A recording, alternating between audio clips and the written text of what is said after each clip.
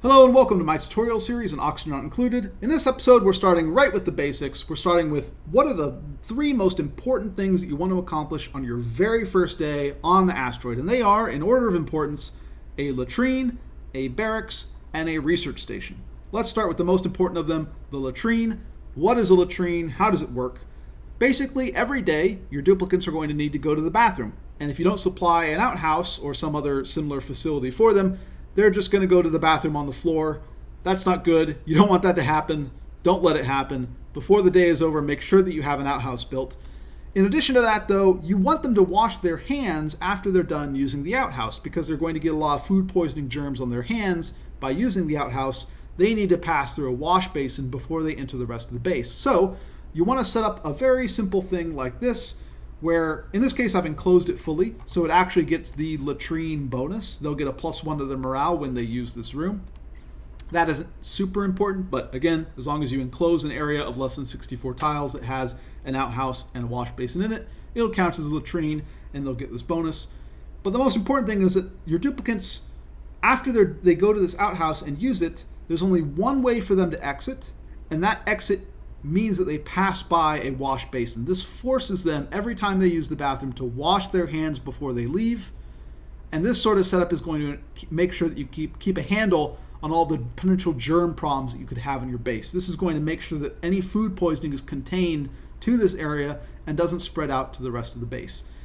The reason why this is the most important thing is not just because you don't want your duplicants peeing on the floor and creating a bunch of messes, but also because if you get a handle on the germ problem early, if you make sure that all the rest of your base stays sanitary, except for this little area over here, right, where they're doing their business, it's going to be so much less headache in the future. It's going to mean a much easier time keeping germs out of your food supply. You're not going to have to go and find chlorine and disinfect things. You save yourself a lot of headache doing this setup. In the past, this used to be actually very critical because germs used to be a very huge problem. Like if you had a germ outbreak in your base, it could bring the base to its knees. Nowadays, it's not so severe, but still, if you want to have a chance of staying permanently on top of the germs, start at the beginning, make sure they use an outhouse on their first day, make sure they wash their hands every time they use an outhouse, and you should be good to go. Number one, a latrine.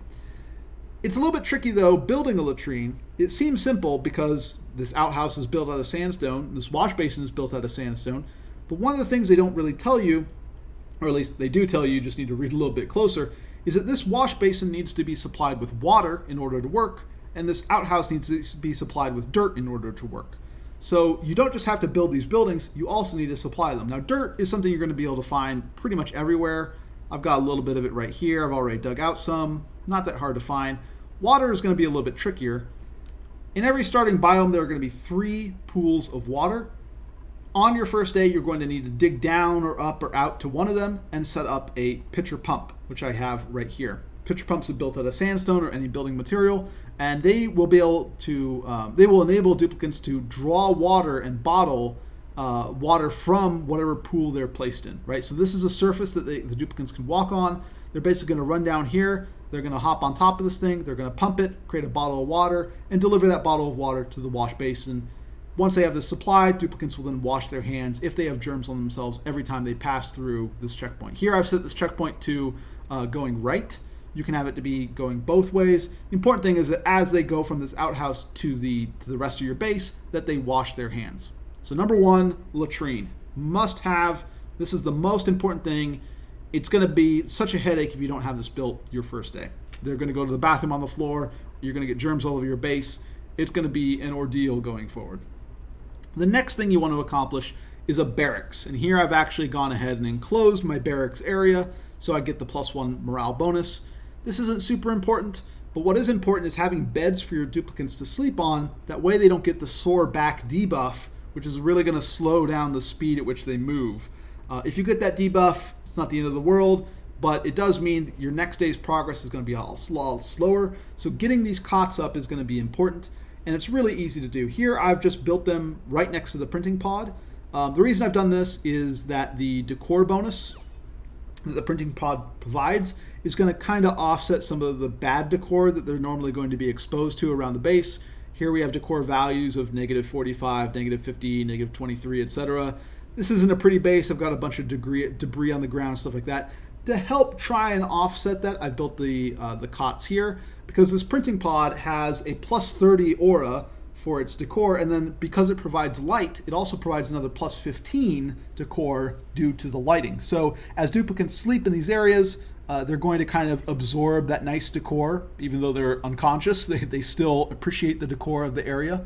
And so building your barracks here is a pretty easy thing to do. I just deconstructed the little ration box that was right here that they give you at the start and slapped down some beds. This is kind of a natural place to do it because you also have a guaranteed supply of oxygen. It's already built out for you. It's a reasonably high decor area. You can build your beds anywhere. The important thing is that every duplicant have a bed to sleep in. That way they don't get that sore back debuff at the start of the next day. And then finally, the third highest priority is getting your research up and running.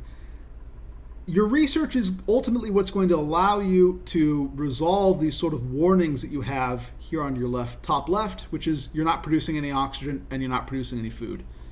Right now, I am researching what I think is the most important research area at the start, which is basic farming. Basic farming provides a lot of your very important early game buildings. The algae terrarium, which is one of your better ways of producing oxygen. Your compost, which is going to allow you to take the polluted dirt that gets produced from your outhouses and turn it back into dirt. It's going to allow you to build planter boxes and actually cultivate your own crops. And then, of somewhat minor importance, it'll allow you to build a ration box where you can store food. I'll get to that in a little bit. It is something that I've accounted for where I want to build my ration box. But the important thing is that you can grow food, you can deal with the polluted dirt, and you can produce oxygen, or have one of the better oxygen producing buildings. These are all important things. And a lot of your game, a lot of the things that you can do with your base are going to be gated behind this research tree. And so advancing down that tech tree is going to be very important to not just your early game survival, but a lot of your late game play as well. So you might as well get it started right away. This is where a lot of my leftover time has gone. As you can see, I've gotten 11 out of 15 done on basic farming. I've made this much progress largely because Catalina here has a 6 in learning, so she has a plus 240% research speed. Not everyone is going to have duplicants with attributes that high, so it might go slower. That's fine. You're not in a crazy rush to get your food and oxygen online is something that's very important to note. You start off the game with 16,000 calories of nutrient bars, which is basically 5 1/3 days worth of food for your 3 duplicants. You're going to uncover a lot more as you dig out. Here, lying on the ground, is a muckroot, which is 800 kilocalories. Here are buried muckroots, right? There's more over here. There's wild growing plants. Every one of these little areas with the cracks in it potentially holds more food. You've got a lot of food just kind of lying around the base. And so you've got a lot of days to get your food situation up and going. It's still something that I'm going to do because it's one of the most important things to do, but you're not in so intensive a rush that you need to skip over basic sanitation or sleeping conditions or anything like that. Those are going to be your 2 most important things. What do you need to build this research station? And also note that you can have more than 1 research station. That's perfectly fine. Having more than 2 is probably not going to do much because you do need someone to power the thing as well, running on this manual generator, a little hamster wheel that powers the whole operation. But what do you need to build just a basic setup of a manual generator, a battery, a research station, and then the wiring that I have here? Well, you're basically going to need 900 kilograms of copper. 200 for this manual generator, 200 for this battery, 400 for this research station, and 100 for the wire that connects them all up. So you're going to need to find a pocket of metal. I started with one very close to my base. They're typically not that far off, right? There's another one here.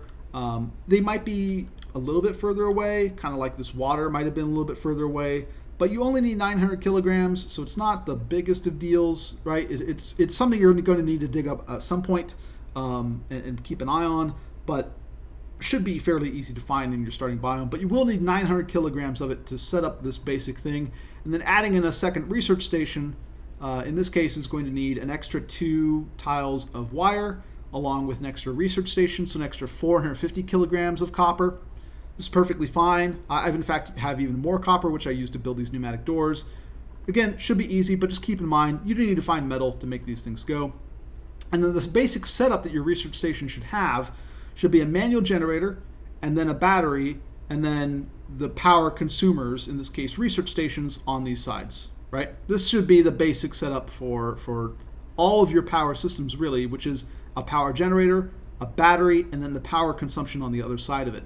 The risk that you run, although it's not really present here, but the risk that you run in other setups is that if you have the battery somewhere else, what could happen is that you could be running the generator and having the battery discharge at the same time and overload the wires.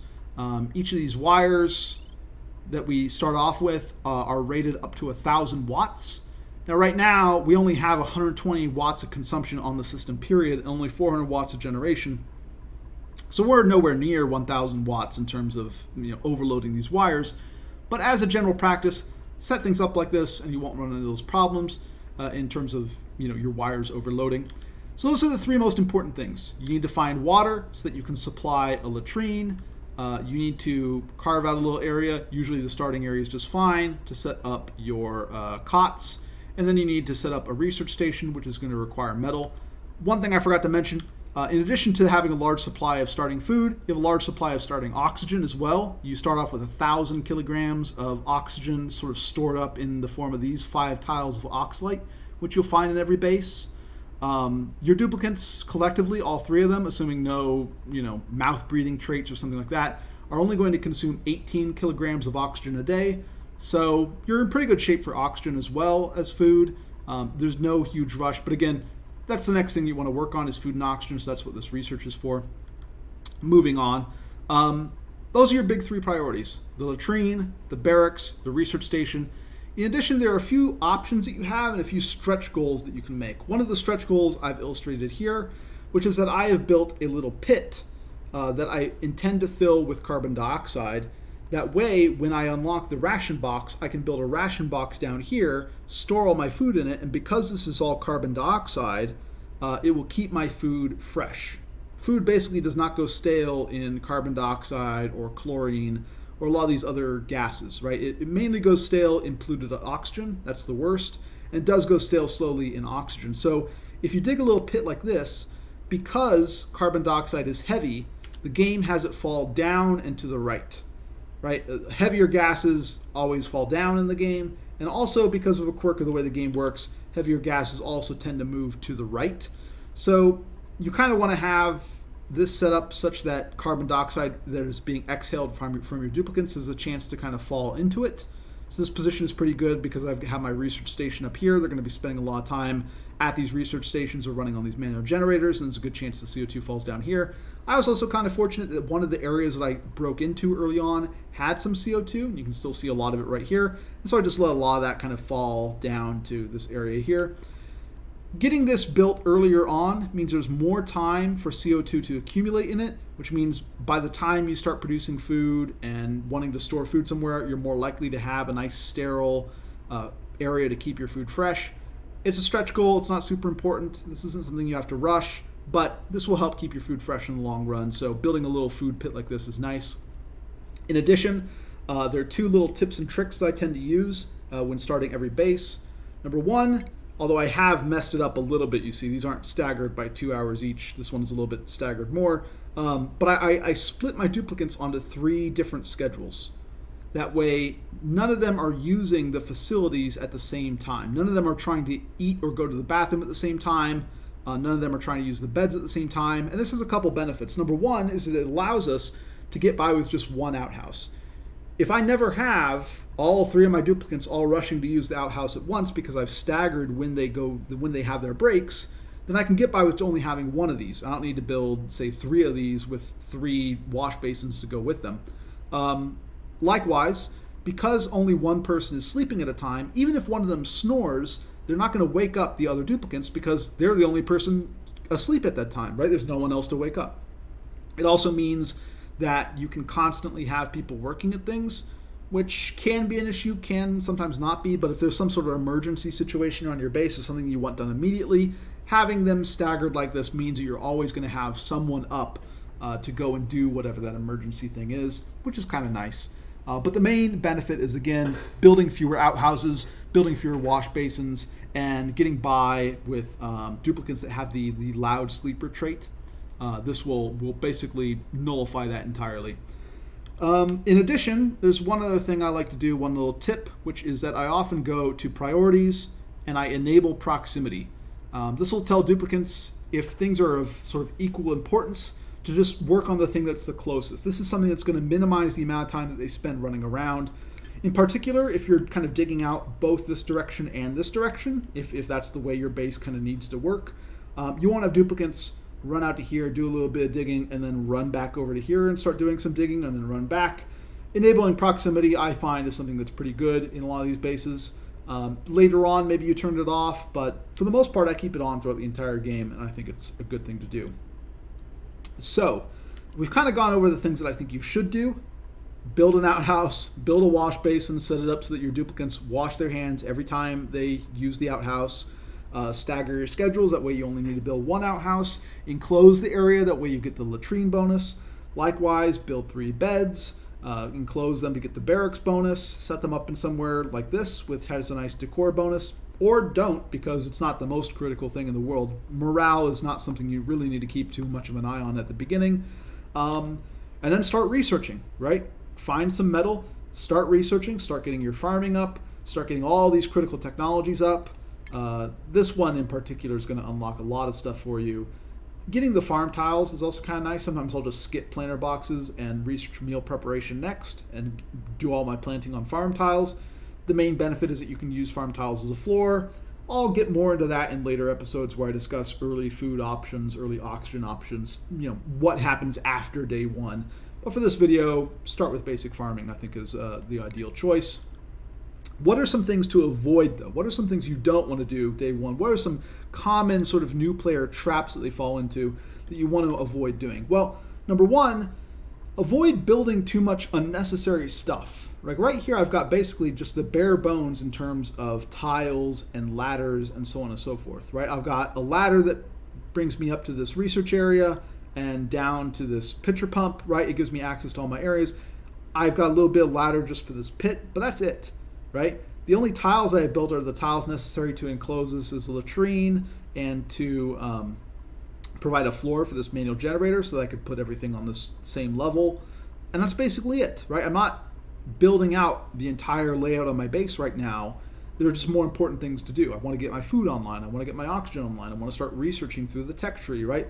I don't need to start planning out every single room that I'm going to ever have in my base. I've got plenty of time. And again, slapping things down just anywhere is perfectly fine, because when you deconstruct these buildings, if you deconstruct these buildings, you'll get back all of the resources that you used to build them. There's no loss to resources, so go wild, slap them down anywhere that's convenient, and later on you can organize things, make it more pretty, set it out on a grid structure, all these sorts of things. That's perfectly fine.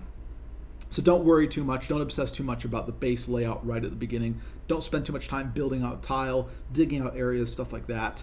Likewise, don't dig out too many pockets like these vacuums, because you do start off with 1,000 kilograms of oxygen, right? And you're only consuming 18 kilograms a day, so it seems like you have a lot of oxygen, especially since a lot of these other areas you're going to break into do have oxygen in them. But sometimes you're going to get seeds where you have a lot of these vacuum pockets, or you have a lot more of these sort of CO2 pockets. And the consequence of digging into these areas is that you're going to have a lot of your oxygen leave to kind of fill up these unnecessary areas. So if you can, keep your base's sort of outline relatively small, right? And make sure that as you're tapping into these areas that you're not really overtaxing your supply of oxygen, oxalite type stuff. Here, breaking into these areas actually gave me more oxygen because I have all this oxalite to burn through, but that's not going to be true of all the areas. So avoid, if you can, tapping into vacuums like these. That way you have longer to go before your oxygen supply starts becoming an issue. Also, don't spend a lot of time sweeping stuff up. I talked about decor as one of the reasons to place your barracks around your printing pod, right? They get the bonus from the light and the bonus from the printing pod, which apparently duplicants think is beautiful. One of the more beautiful things you can encounter in the early game, in fact. But decor is not super important. Morale is not super important. And really the only negative that you have from having these just pockets of sandstone sitting on the ground is decor. And the only thing that's really going to impact is your morale. And none of that's really important because your duplicants don't really have any sort of morale requirement at the moment. They don't have any skills. They're not training to be anything. Therefore, they don't need you to supply a huge morale to them. And there are easier ways to supply morale to your duplicants than going through and meticulously cleaning up every little scrap of everything that you put down. So a thing I see a lot of newer players do, they build these storage bins everywhere, and they tell everyone to shovel all these everything they dig out into these storage bins, and it's just not worth your time. There's some tricks that I'll go into later for how you can kind of automate early on, so to speak, a lot of these sweeping tasks, or at least sweep all your stuff to an area where it doesn't really matter. There are basically things you can do that'll make this a lot easier. Don't spend a lot of your early time sweeping up all this stuff. That's something to avoid. And that's about it. So, to recap, you need to get access to water. That way you can set up an early latrine. You want to set up your latrine like so, where the outhouse is opposite the side where the duplicants enter, and the wash basin is in between. That way every time they use the outhouse, before they leave, they have to use the wash basin. Make sure that you have enough wash basins so that all of your duplicants, when they're done using the bathroom, will all be able to wash their hands. They won't sit and wait at a wash basin that's being used. They'll just run right past it. So if you have 3 outhouses and you don't have them all on a separate schedule, have 3 wash basins as well. Set up a barracks. This is a decent area to set it up, but you can have these basically anywhere where there's oxygen. And then set up a research station. Start researching basic farming. Get your farms online. We'll get more into that in future episodes. But that's it. These are the important things to accomplish early on. Latrines, barracks, research, good to go. I think that's it for this episode, and I'll catch you guys next time.